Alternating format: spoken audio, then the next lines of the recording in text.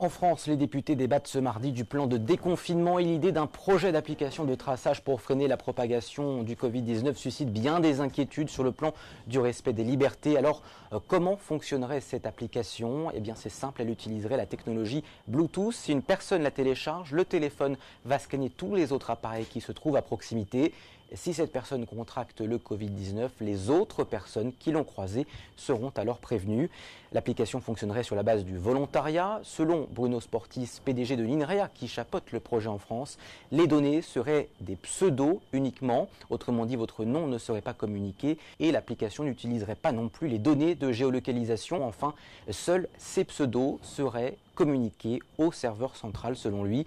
Mais la technologie suscite malgré tout la défiance de nombreux internautes. La CNIL, le gendarme de l'Internet en France, a jugé de son côté que l'application était conforme au règlement européen si certaines conditions étaient respectées.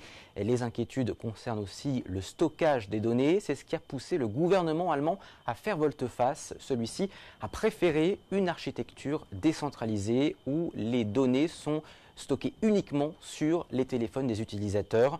En Allemagne, une autre application a été développée.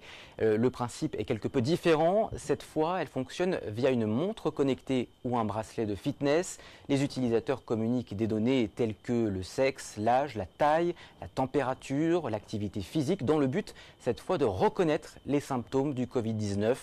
Là aussi, selon l'Institut, les données transférées sont pseudonymisées. En Espagne, une application similaire a été mise en place dans certaines régions, mais cette fois, elle utilise des données GPS.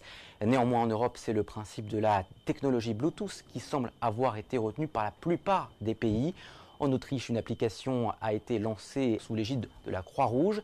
Elle fonctionne sur ce principe de la technologie Bluetooth. Elle a enregistré plus de 400 000 téléchargements, soit 4,5% de la population seulement.